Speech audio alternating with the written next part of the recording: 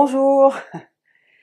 Dans une relation amoureuse, qu'est-ce qui fait qu'on n'ose pas aborder avec l'autre certains sujets sensibles?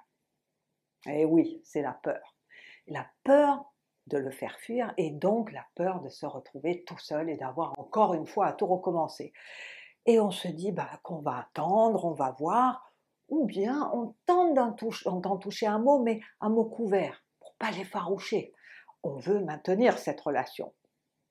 Alors, je suis Kivina Hills, experte en communication et influence et en relations humaines. Et d'ailleurs, dans une vidéo précédente, je vous parlais de 4 signes qui crient qu'il ou elle ne veut pas d'une relation sérieuse. Et oui, si vous ne dites rien, si vous dites les choses à demi-mot, si vous acceptez une réponse insatisfaisante qui maintient le status quo, eh bien vous prenez un risque majeur, c'est celui de perdre votre temps avec quelqu'un qui ne s'engagera pas ou qui ne vous correspond pas. Et ensuite, de le regretter amèrement une fois que la relation se sera effondrée. Tout ce temps pendant lequel vous auriez pu rencontrer quelqu'un d'autre qui vous correspondait mieux, tout ce temps où vous auriez pu, par exemple, fonder une famille. Donc au final, votre plus grande peur devrait être celle-ci.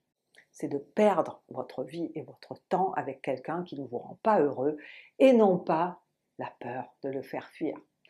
Et si l'autre n'est pas prêt à s'investir dans notre bonheur, eh bien c'est tout simplement que ce n'est pas la bonne personne pour nous. Point barre. Donc, si vous voulez trouver le bonheur avec quelqu'un, il est absolument crucial que vous puissiez communiquer ouvertement sur ces sujets qui vous préoccupent. Alors oui, ce genre de conversation est difficile et si on s'y prend mal, si l'autre se sent attaqué, eh bien sûr, ça peut envenimer les choses au lieu de les arranger. Alors, c'est pourquoi on va mettre toutes les chances de votre côté pour que votre conversation difficile soit beaucoup plus facile et qu'elle permette de clarifier la situation des deux côtés, et ça, dans la bienveillance et la compréhension. Et oui, c'est possible. Alors, prenons un exemple. Imaginons que ça fait 2 mois que je vois quelqu'un et que ce quelqu'un, mon amoureux, est parti en déplacement professionnel et en a profité aussi pour faire du tourisme le week-end. Et qu'il ne m'a ni appelé ni texté une seule fois pendant tout ce temps.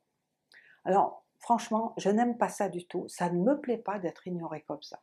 Pour moi, ça n'augure pas d'une relation qui pourrait devenir sérieuse. Donc, il rentre, il m'appelle et j'ai décidé de lui en parler. Mais alors, comment m'y prendre? Alors, voici déjà comment ne pas m'y prendre. Ah bonjour, tu es vivant? Franchement, tu aurais pu m'appeler ou m'envoyer un mot. C'était vraiment pas sympa de ta part. J'espère que tu t'es bien amusé au moins. Alors, cette phrase, même si elle vous semble relativement anodine, court le risque d'être ressentie comme une accusation et provoquera une réaction de défense comme l'évitement ou l'attaque. Et ça peut vite partir en vrille si vous insistez. Alors pourquoi est-ce que cette phrase est risquée? Bon, tout d'abord le ton de ma voix, vous avez remarqué, gna, gna, gna. Bon. Et puis aussi parce que j'utilise la deuxième personne du singulier, le tu. Et je parle de son comportement et de mon opinion par rapport à son comportement. C'était vraiment pas sympa. Donc tout ça, c'est accusateur. En plus, ce n'est ni clair ni factuel et ça comporte des sous-entendus que l'autre est censé comprendre.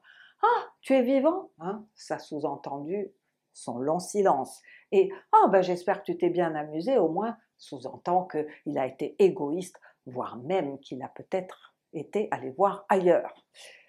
Mais bon, une communication pleine de sous-entendus, c'est une communication dysfonctionnelle. Alors pourquoi? Eh bien parce que l'autre, il peut parfaitement faire semblant d'avoir rien compris. Et en ce qui vous concerne, ça montre que vous n'osez pas dire les choses ouvertement. Et dernière chose dans cette phrase qui n'est pas souhaitable, c'est le fait de dire à l'autre ce qu'il aurait dû ou ce qu'il aurait pu faire. C'est le passé. Et on ne peut pas changer le passé. C'est trop tard. Et du coup, eh bien, ça ferme, ça bloque, ça empêche d'ouvrir sur le futur et d'avancer. Donc voici donc comment traduire cette phrase en une phrase claire, factuelle, sans sous-entendu et qui exprime à l'autre vos besoins sans l'accuser. Alors déjà, vous allez utiliser la première personne du singulier le plus souvent possible, je au lieu de tu. Et vous allez dire ce que vous ressentez par rapport à son comportement, à ce qu'il a fait ou pas fait, au lieu de lui donner votre opinion sur votre comportement. Puis vous lui exprimez les conséquences négatives que cela a ou a eu sur vous. Vous voyez, l'idée ici, c'est pas d'accuser, mais c'est de faire en sorte qu'on se comprenne. De son côté, qu'il comprenne mon besoin, et de mon côté, de lui donner une chance de s'exprimer sincèrement. Je fais la traduction. Ah, t'es vivant, ça devient ah, je suis contente que tu sois rentré. Ensuite, franchement, tu aurais pu m'appeler ou m'envoyer un mot, c'était vraiment pas sympa. Ça devient, alors avec un ton plus calme, plus neutre, parce que je me suis sentie ignorée, oubliée de ne pas avoir de tes nouvelles. Et ensuite, et j'espère que tu t'es bien amusé. Ça devient, et tu sais, je me suis même demandé si tu n'étais pas avec une autre femme. Conséquences négatives pour vous. Si c'est ce que vous avez pensé, eh bien, dites-le clairement, ou alors ne le dites pas, mais pas de sous-entendu. Alors vous voyez, c'est pas accusateur, je parle seulement de mon ressenti par rapport à un comportement qui ne correspond pas à ce dont j'ai besoin dans cette relation. Et cette formulation, eh bien, elle permet à l'autre de prendre conscience de mon besoin et de me voir sous un autre jour qu'une relation ponctuelle qu'il voit quand ça l'arrange. Et s'il tient assez à moi, eh bien, il fera amende honorable. Oui, s'il ne tient pas à ce que la relation soit autre chose que des bons moments passés ensemble, eh bien ça lui permettra de l'exprimer clairement et calmement. Alors oui, d'accord, ça ne vous fera pas sauter de joie, mais vous serez fixé.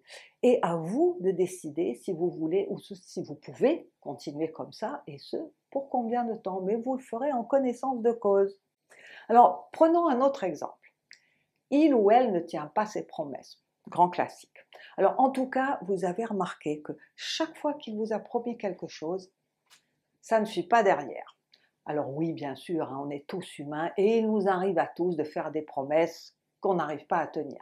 Mais quand ça devient un schéma de comportement, et si ça vous dérange, et moi ça me dérange, eh bien ça vaut le coup d'avoir cette conversation, parce que lui, ça lui permet de prendre conscience de l'impact de son comportement, et s'il tient à vous, ça lui donne l'opportunité de le modifier pour votre bien-être. Alors, je reprends la formule qu'on a vue.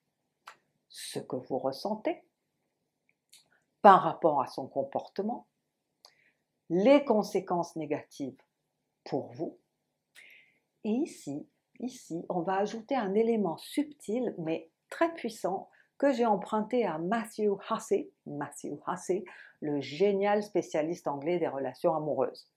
Et cet élément, alors il est facultatif, à vous de déterminer s'il est pertinent dans votre situation particulière, et cet élément, c'est celui-ci, que ce comportement ou les conséquences négatives, ce n'est pas supportable de quelqu'un qui vous est si proche. Et on verra dans l'exemple en quoi c'est très puissant. Et ensuite, proposer de trouver ensemble une solution satisfaisante pour les deux. Alors, je vous le fais. Je suis vraiment très mal quand tu ne tiens pas tes promesses, ce que je ressens par rapport à son comportement, parce que je ne vais plus arriver à croire ce que tu me dis. Conséquences négatives pour moi. Et pour moi, ce n'est pas supportable de ne pas pouvoir croire quelqu'un qui m'est si proche. Vous voyez, ici, vous lui montrez qu'il ou elle est important pour vous. Et vous lui faites part de ce que vous attendez de quelqu'un qui est important pour vous.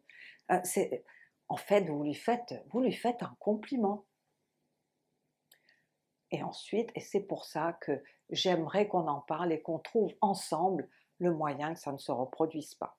Et vous voyez ici, vous l'incluez dans la solution, c'est un effort d'équipe.